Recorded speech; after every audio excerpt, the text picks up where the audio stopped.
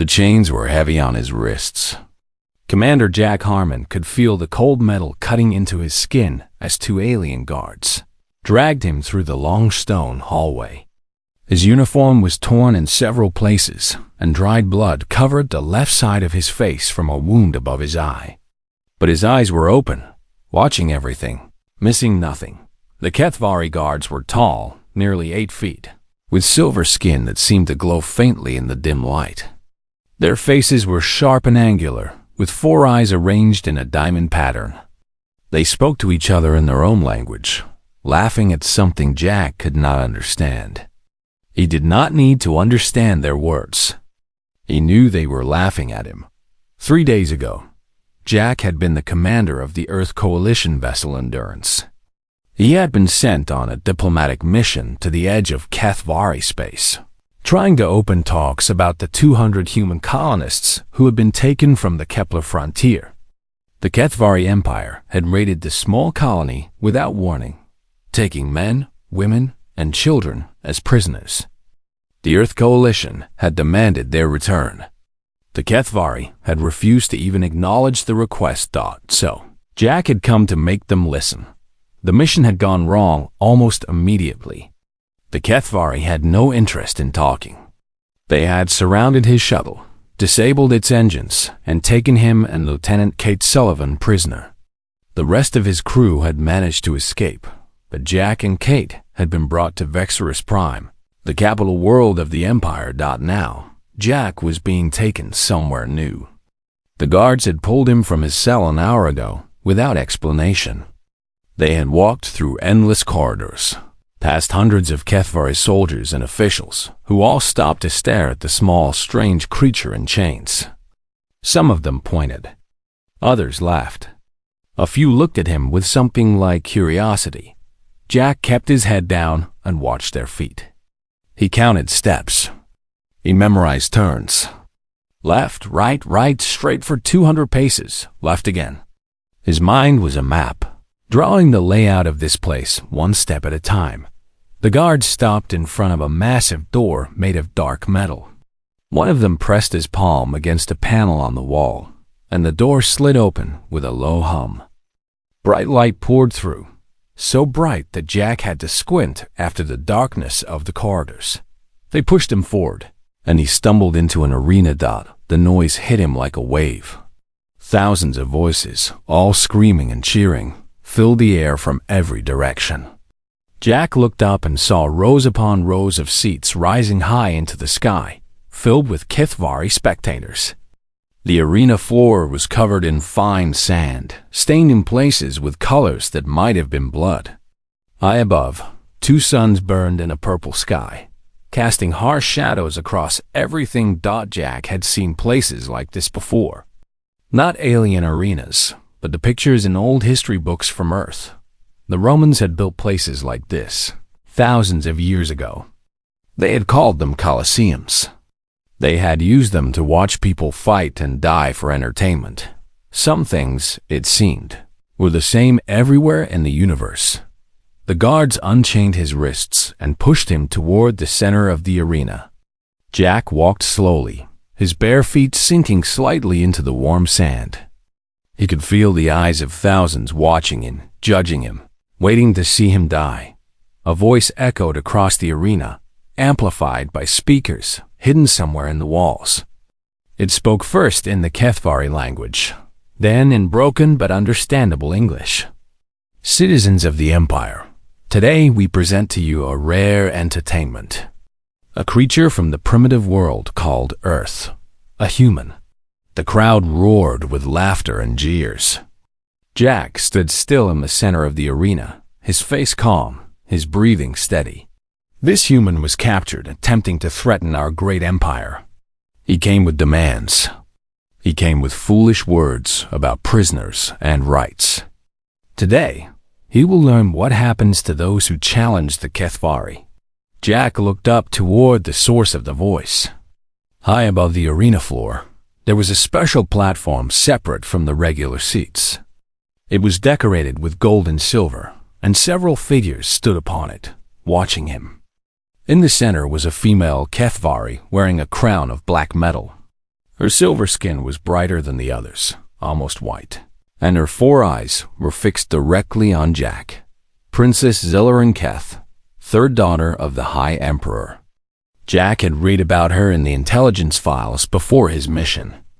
She was known for her love of the arena, her cruelty toward prisoners, and her absolute belief that the HFY were the superior species in the galaxy. She had conquered 3 star systems herself before her 30th year. She had never lost a battle. She raised one hand and the crowd fell silent.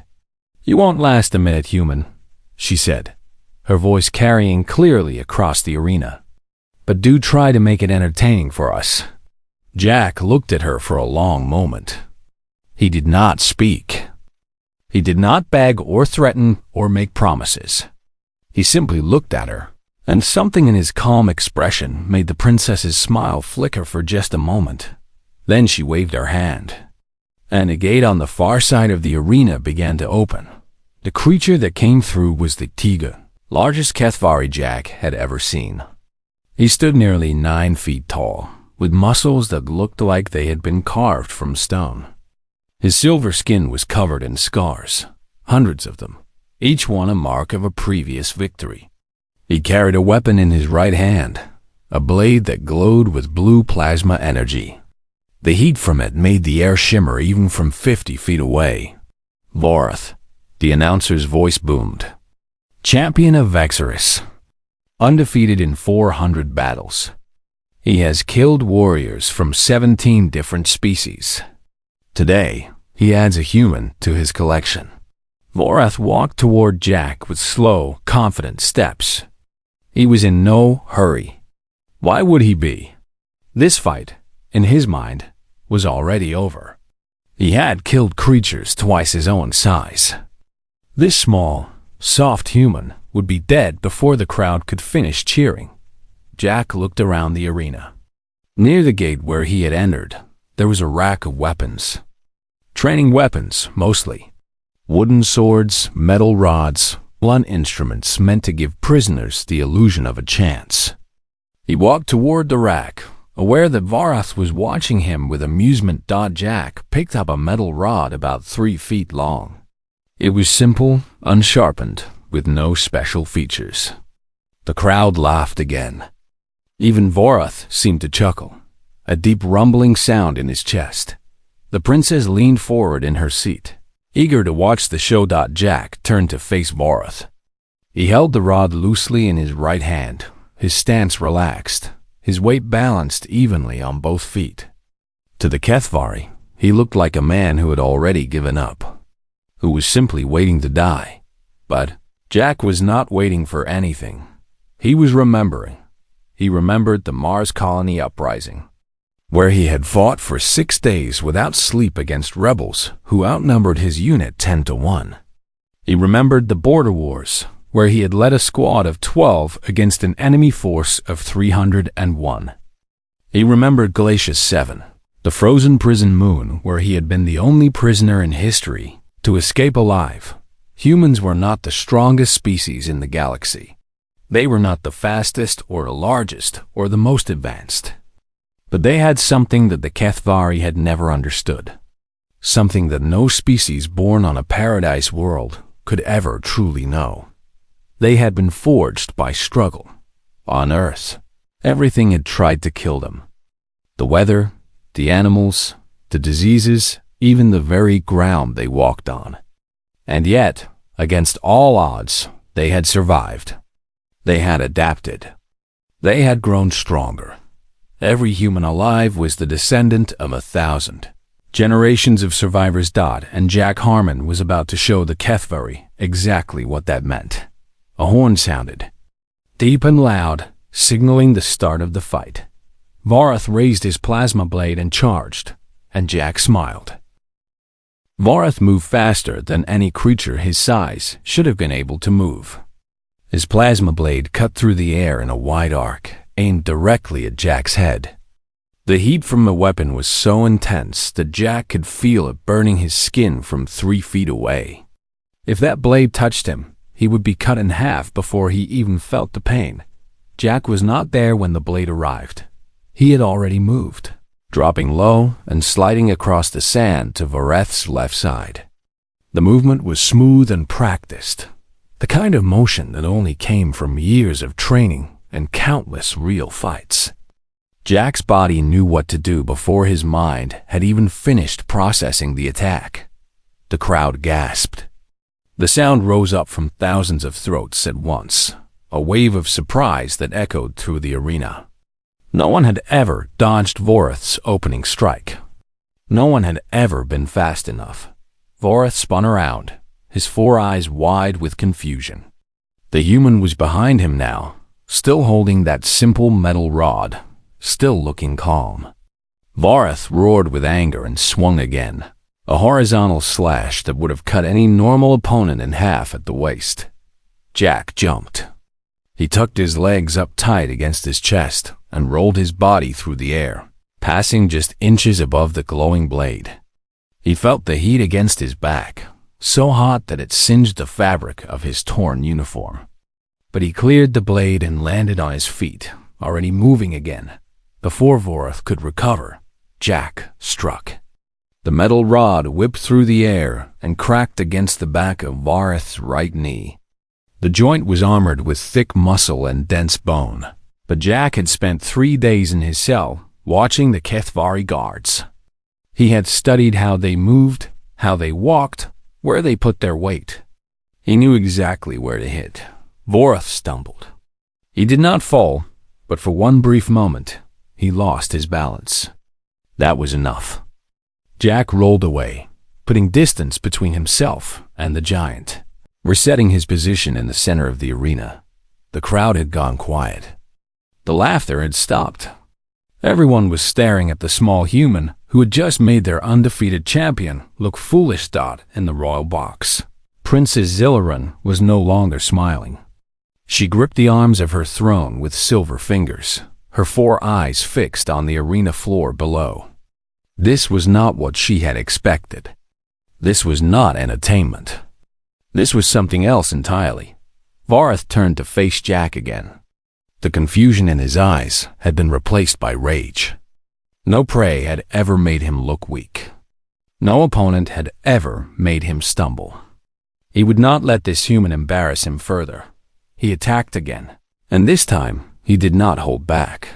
The plasma blade became a blur of blue light, cutting through the air in every direction. Voreth swung high and low, left and right, forward and back. He used every technique he had learned in 400 battles, every trick that had killed warriors from 17 different species. The blade moved so fast that it seemed to fill the entire space around Jack with deadly light. Jack dodged every single strike. He moved like water, flowing around the attacks without ever seeming to rush. His feet barely touched the sand. His body twisted and bent in ways that seemed impossible. He ducked under one slash, stepped around another, leaned back just far enough to let a third pass by his face. The blade came within inches of his skin again and again, but it never touched him. 30 seconds passed, then 45, then 60. The first minute was over, and Jack Harmon was still standing in a cell beneath the arena. Lieutenant Kate Sullivan watched through a small metal grate in the floor above her. The grate was only a few inches wide, but it gave her a view of part of the arena floor. She could see Jack moving, could see him dodging the attacks that should have killed him. A HFY guard stood nearby, also watching through the grate. His mouth was hanging open in shock. "Impossible," the guard whispered in his own language. Kate understood the word. She had been learning their language since her capture, picking up words and phrases from the guards, who thought she was too stupid to listen. She smiled in the darkness of her cell. "You have no idea what we are," she said softly. The guard did not hear her. He was too focused on the fight above back in the arena. Voreth was beginning to tire. His attacks were still fast, still deadly, but they were coming slightly slower now. His breathing was heavier. His movements were less precise. He had never fought this hard for this long. He had never needed to. Jack noticed the change. He noticed everything.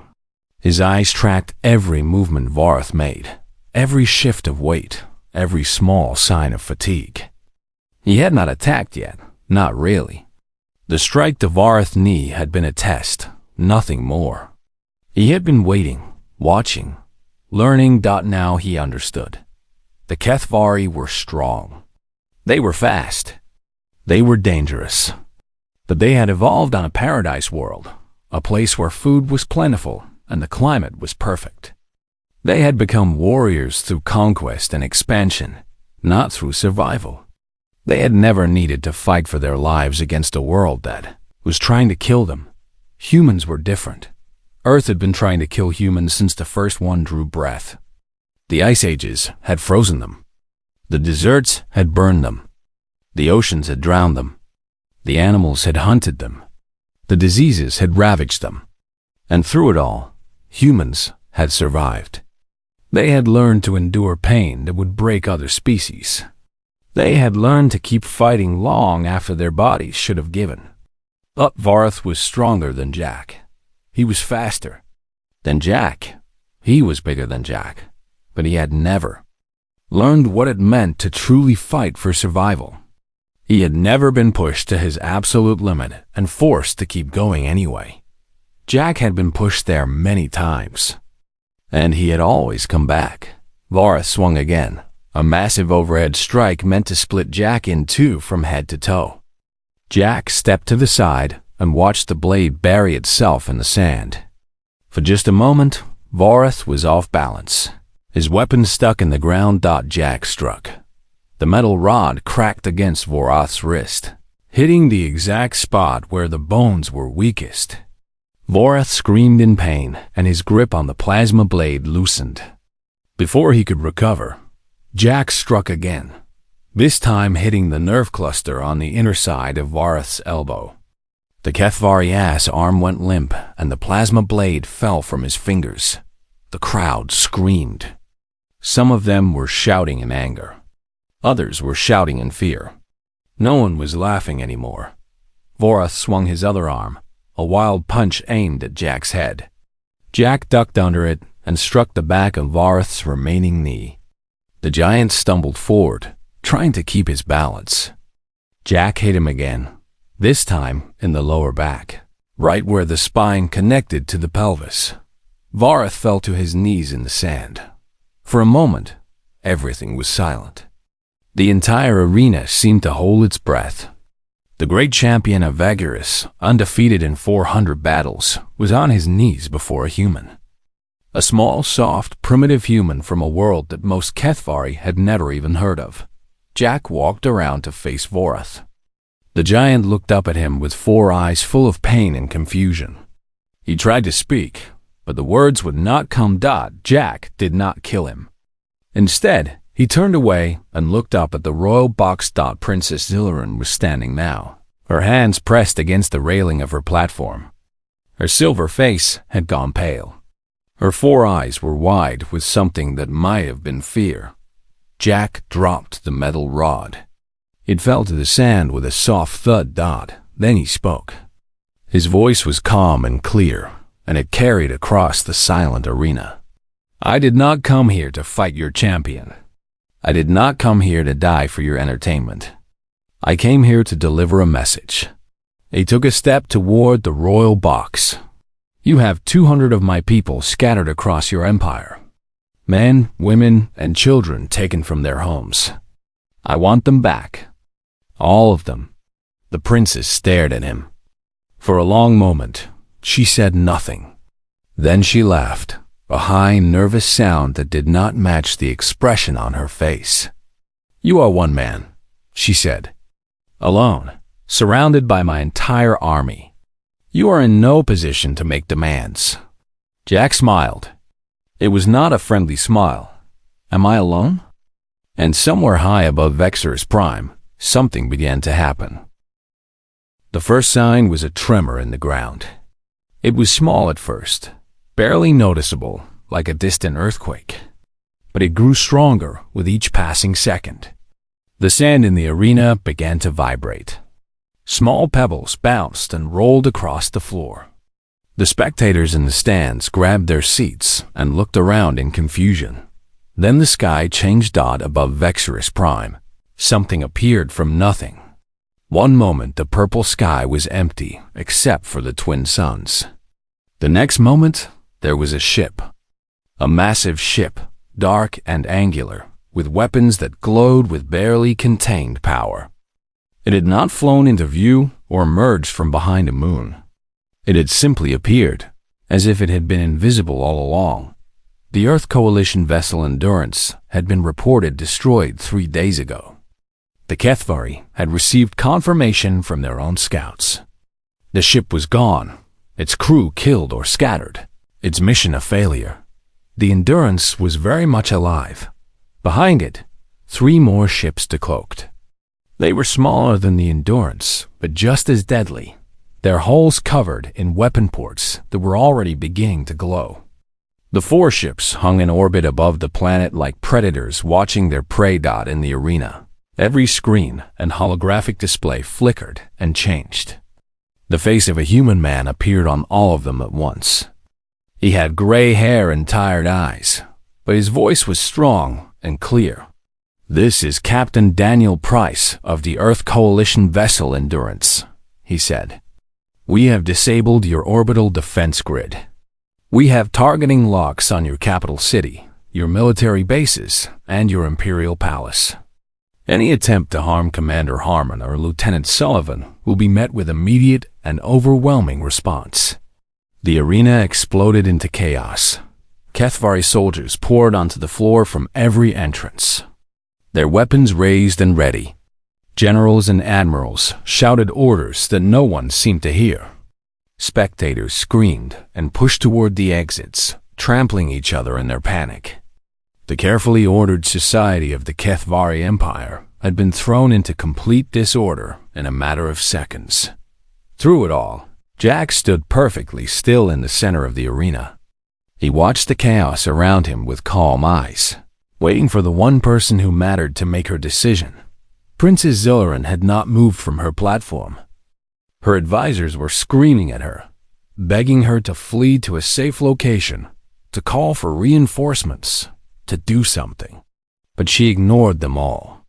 Her 4 eyes were locked on the human standing below her, the small, soft creature who had just turned her entire world upside down. "You planned this," she said, her voice barely audible above the noise. "From the very beginning." Jack nodded slowly. "Yes, the capture, the cells, the arena. All of it was part of your plan." "Yes." The princess gripped the railing so hard that her silver fingers bent the metal. "But why? Why go through all of this? Why let yourself be captured when you had ships that could have destroyed us from orbit?" Jack looked up at her, and for the first time, she saw something other than calm determination in his eyes. She saw anger. Deep, burning anger that had been hidden beneath his steady exterior. "Because I needed to find them," he said. "The 200 colonists you took from the Kepler frontier. Your empire is vast. Hundreds of worlds, thousands of facilities, millions of possible locations. If we had simply attacked, you would have hidden them, moved them, killed them. I could not let that happen." He took a step closer to the platform. "So I let your people capture me. I let them bring me to your capital world. I spent 3 days in your cells, listening, watching, learning. Your guards talk too much. Your communications are not as secure as you think. I know exactly where every single human prisoner is being held. All 12 locations, spread across 4 different star systems." The princess felt something cold settle in her stomach. It was a feeling she had not experienced in many years. It was fear. "You used yourself as bait," she whispered. Jack shook his head. "Not bait. A distraction. While your people were busy laughing at the foolish human in their arena, my teams were moving into position. They crossed your borders without being detected. They mapped your security systems. They found the prisoners. He tapped a small device hidden beneath the remains of his uniform. A voice crackled through, clear enough for everyone in the arena to hear. "Commander, this is Lieutenant Solon. All 12 teams are in position. We have eyes on the prisoners at every location, waiting for your order." Kate's voice was calm and professional, but there was a hint of satisfaction in it. She had escaped her cell 20 minutes ago, taking out 2 guards without making a sound. She was now in the arena's control room, coordinating with the teams that had been preparing for this moment for weeks. Jack looked back up at the princess. "It's over, Your Highness. You can fight, and your people will die. Your cities will burn. Your empire will suffer a wound that it may never recover from. Or you can give the order to release our people, and we will leave your space in peace." One of the generals pushed his way to the front of the platform. He was old and scarred, with medals covering his chest and fury in his 4 eyes. "This is an outrage," he snarled. "We are the Kethvari Empire. We have conquered 200 star systems. We do not surrender to primitives. We do not bow to threats. Princess, give the order. Let us destroy these humans and prove once and for all that we are the superior species." The princess did not respond. She was still staring at Jack. "If I give that order," she said quietly, "what happens?" Jack did not hesitate. "Captain Price fires on your palace. Your orbital stations are destroyed. Your defensive fleet, already scattered by our arrival, is picked apart ship by ship. On the ground, your major cities lose power, water, and communications. Within 6 hours, your capital world falls into chaos. Within 12 hours, your empire begins to tear itself apart as other species see their chance to break free from your rule." He paused, letting the words sink in. "And during all of that, my teams complete their missions. Every human prisoner is extracted. Every location is secured. We leave, and we take our people with us. The only question is how many of your people die before that happens." The general started to speak again, but the princess raised her hand for silence. The old warrior closed his mouth, his face twisted with barely contained rage. "You are asking me to show weakness," the princess said. "To let you walk away with your prisoners while my people watch. Do you understand what that will do to my position? To my family's position? The other nobles will see this as blood in the water. They will challenge us. They will try to take the throne." Jack nodded. "I understand, and I am sorry for the position you are in. But those 200 colonists have families, princess. Parents who have not slept since their children were taken. Children who cry every night for mothers and fathers who are not there. Husbands and wives who stare at empty beds and wonder if they will ever see their loved ones again." His voice hardened. "Your political problems are not my concern. My people are my concern, and I will burn your entire empire to the ground before I abandon a single one of them." The princess looked at him for a long moment. She had ruled over conquered worlds. She had commanded armies. She had ordered the deaths of thousands without losing a moment of sleep. But she had never faced anyone like this human. She had never faced someone who was willing to die, to kill, to destroy everything, for the sake of people who were not even warriors. She turned to her general. "Contact all holding facilities," she said, her voice flat and empty. "Order the immediate release of all human prisoners. They are to be transported to the edge of our space and turned over to coalition vessels without harm." The general stared at her in disbelief. "Princess, you cannot be serious. This is surrender. This is humiliation. The Emperor will never forgive this." "The Emperor is not here," the princess snapped. I am not going to sacrifice our capital, world, and everything we have built for the sake of 200 primitives who are not even worth the cost of feeding them." She looked back down at Jack. You have your prisoners, human. Take them and leave.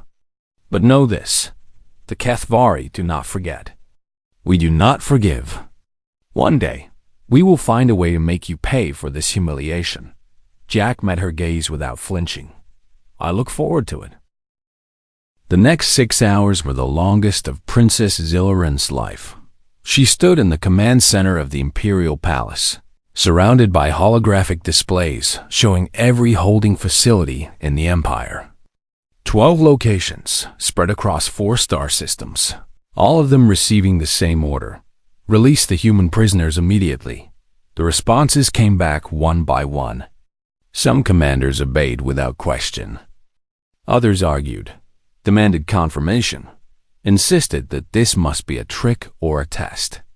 The princess dealt with each one personally, her voice growing colder with every conversation. This is a direct order from the Imperial throne, she said to a stubborn commander on the mining world of Drexus 4. You will release the prisoners, or I will have you replaced. And when I say replaced, I do not mean transferred to another post. The commander understood. The prisoners were released within the hour. Jack Harmon waited in the arena throughout the entire process. He had been offered a seat, food, medical attention, but he had refused all of it. He stood in the sand where he had fought Vareth, watching the sky, waiting for word from his teams. Kate Sullivan joined him after the first hour. She walked across the sand with a slight limp, a reminder of the guards she had fought during her escape. Her face was bruised, and there was a cut on her arm that was still bleeding slightly. But her eyes were bright and alert. All teams have reached their targets, she reported. No casualties on our side.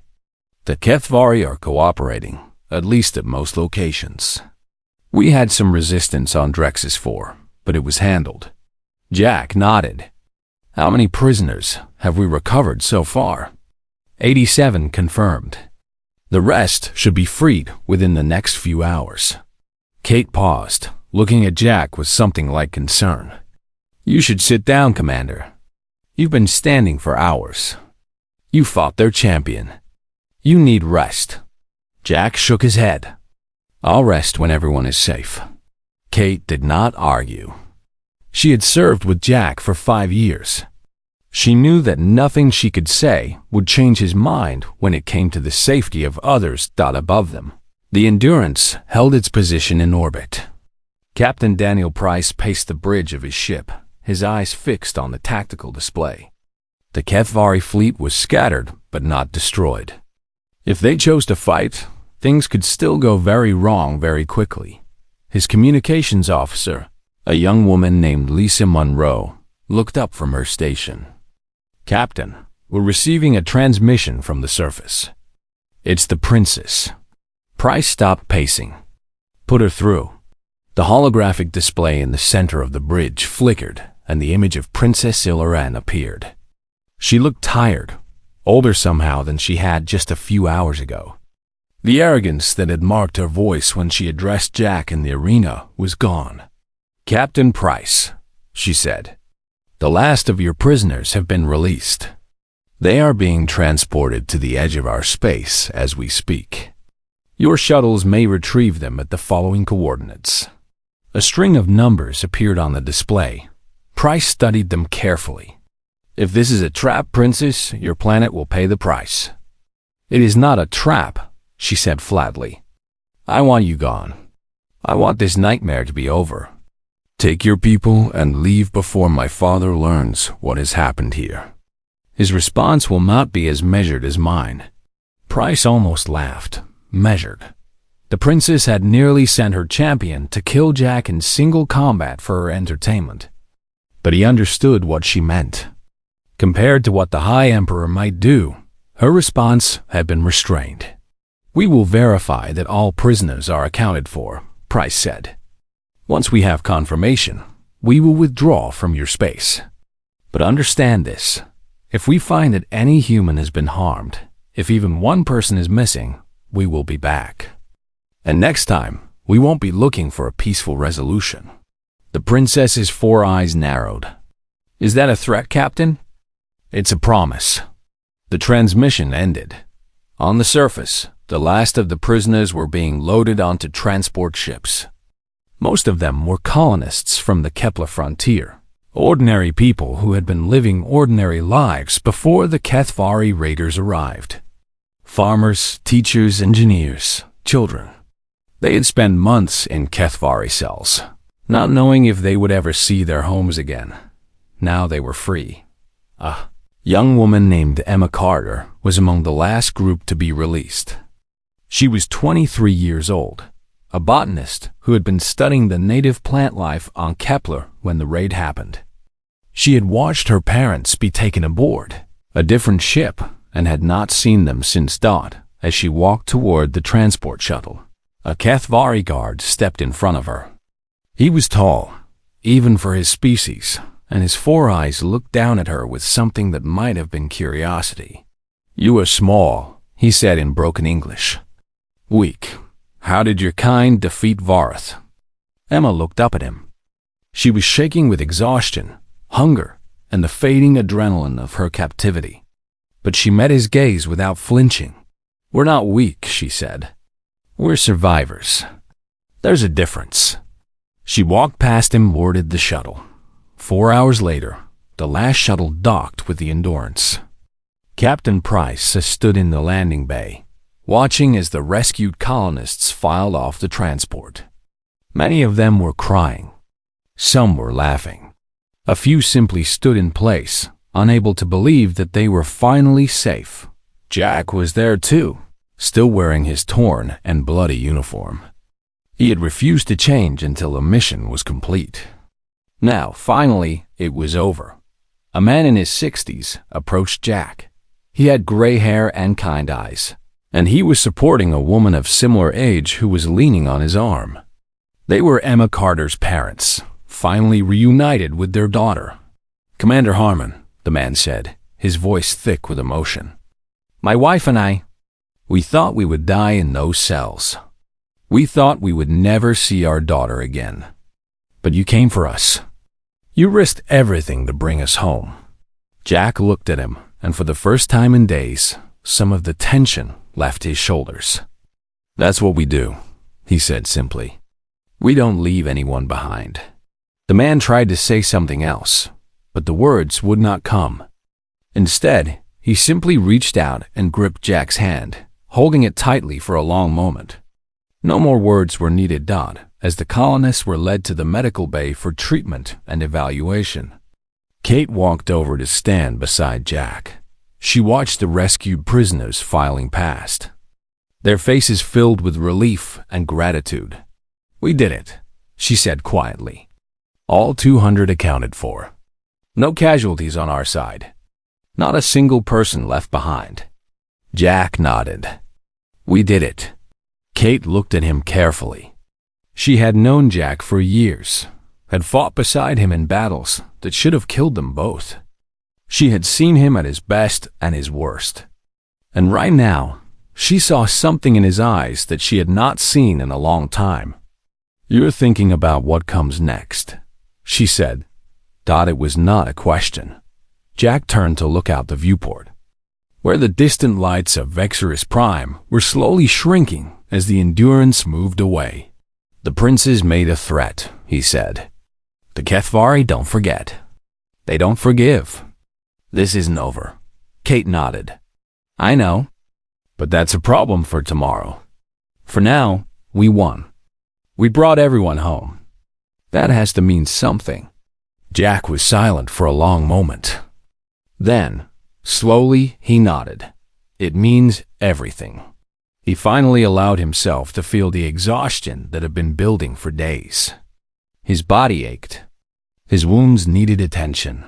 He needed food, water, and about 12 hours of sleep. But first, he had one more thing to do.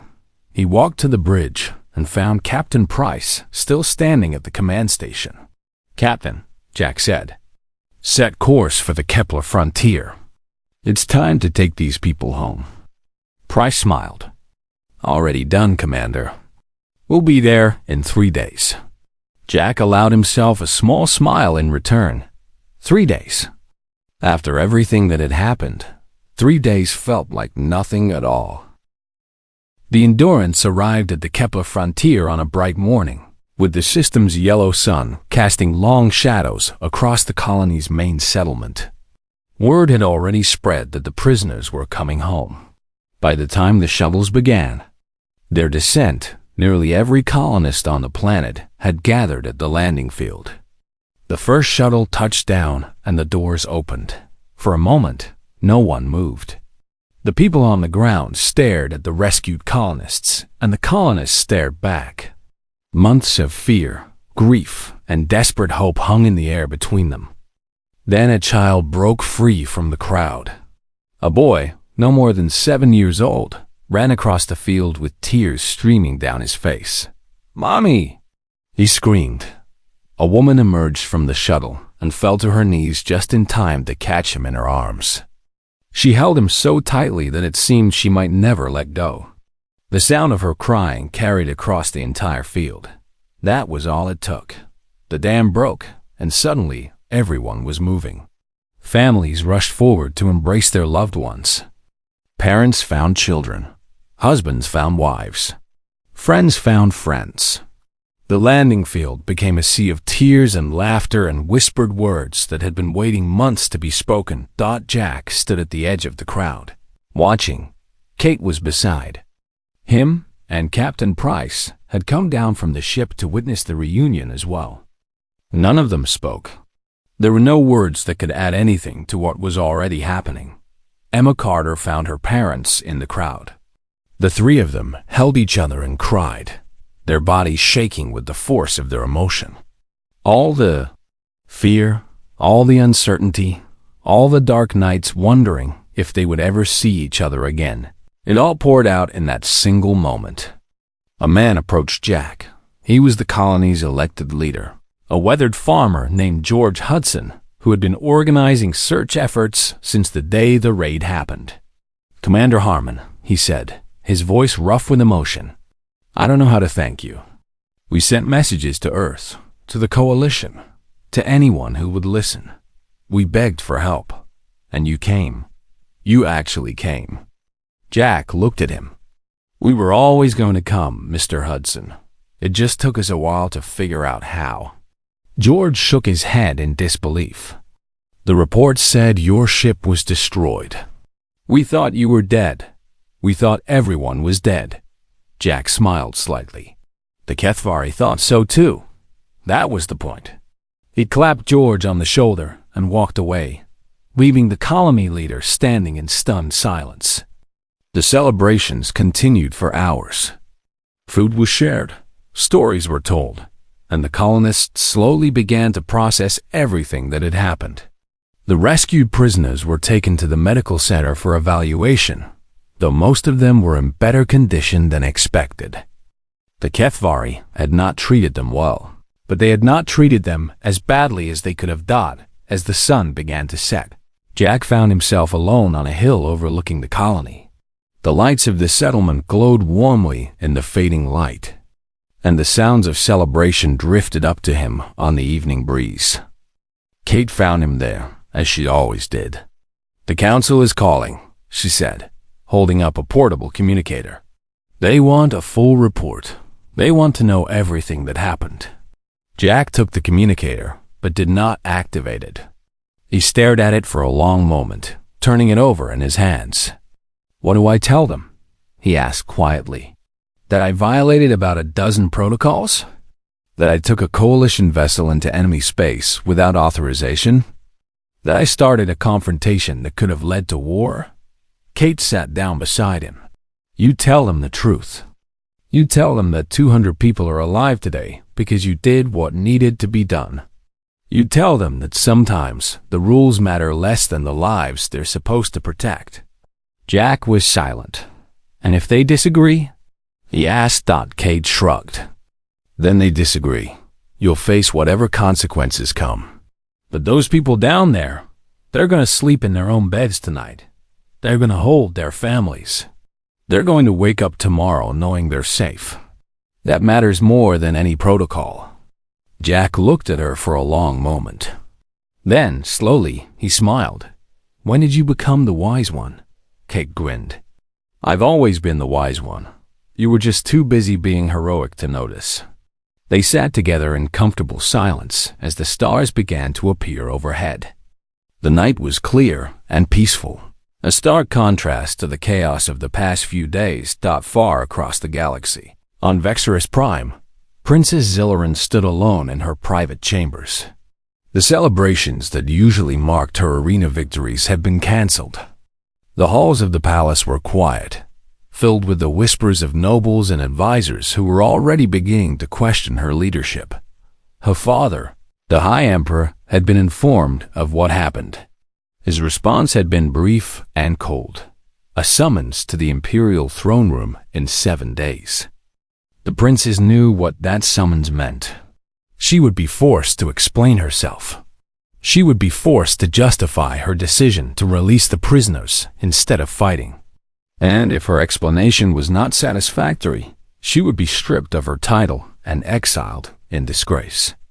But as she stood at her window, watching the stars that humans had crossed to reach her world, she found that she was not thinking about her own future. She was thinking about the human in the arena, the small, soft, primitive creature who had looked up at her without fear. She had called him weak. She had expected him to die for her entertainment. Instead, he had defeated her champion, exposed the vulnerability of her empire, and walked away with everything he had come for. Her advisor, old Torvax, entered the chamber silently. He had served her family for 60 years and was one of the few people she trusted. "The other nobles are already gathering," he said quietly. "They smell weakness. They will try to use this against your family." The princess nodded slowly. "Let them try." Torvax studied her carefully. "You seem different, princess." Since the human, Zilliron turned to face him. "Tell me something, Torvax. How long have we ruled this region of space?" 10,000 years, princess, since the first expansion. And in all that time, how many species have challenged us?" Torvax thought for a moment. "Dozens, at least, perhaps hundreds. And how many of them won?" The old advisor was silent. The answer was obvious. None of them had won. The Kethvari had crushed every challenge, absorbed every enemy, expanded until there was no one left to oppose them. "That human," the princess said slowly, "was in our custody for 3 days. During that time, he memorized our patrol routes, cracked our communications, identified 12 separate holding facilities, and coordinated a rescue operation that we did not detect until it was already happening. He allowed himself to be captured because it was the fastest way to find what he was looking for." She walked to her desk and picked up a datapad showing a map of human space. It was small compared to the Kethvari Empire. A few dozen systems, a few 100 billion people. Nothing that should have concerned a civilization as vast as hers. "They have been traveling between stars for less than 300 years, she continued. "They are young, small, and by our standards, primitive. And yet they outmaneuvered us completely." Torvax shifted uncomfortably. "The humans were lucky. They caught us off guard. It will not happen again." The princess shook her head. "It was not luck. It was something else. Something we have forgotten because we have not needed it in 10,000 years." She set down the datapad and looked back at the stars. "They are survivors, Torvax. Their world tried to kill them, and they survived. Their wars nearly destroyed them, and they survived. Everything they have, they earned through struggle and sacrifice and refusing to give up when any reasonable species would have accepted defeat." She turned to face her advisor fully. "We've ruled for 10,000 years because we were the strongest. But strength is not the same as being unbeatable. The humans have shown us that. And if we are wise, we will learn from this lesson before it costs us everything." Torvax bowed his head. "What would you have me do, princess?" Zilliron considered for a long moment. "Spread word among the commanders and governors. The humans are not to be provoked. No more raids, no more captures, no more attempts to test their defenses. We will leave them alone, and we will hope that they do the same." She paused, then added quietly, "And if any of them ask why, tell them this. The humans come from a world that tried to kill them every day of their existence, and they won. I do not intend to make the same mistake their planet did." Back on the Kepler frontier, the celebration had finally begun to wind down. Families had gone home. The rescued prisoners were resting, and the colony was slowly returning to something like normal life. Jack stood at the window of his temporary quarters, looking out at the quiet streets below. He should have been sleeping, but his mind would not stop working. Too many plans, too many possibilities, too many ways that things could still go wrong. A knock at his door interrupted his thoughts. "Come in," he said. Kate entered, carrying 2 cups of something hot. She handed one to Jack without a word. "Coffee?" he asked, looking at the cup. "Tea," she said. "The colony doesn't have much coffee. Apparently, it's hard to grow out here." Jack took a sip. It was not bad, actually. Not coffee, but not bad. "You should be resting," Kate said. "So should you." She smiled. "I'll rest when you rest."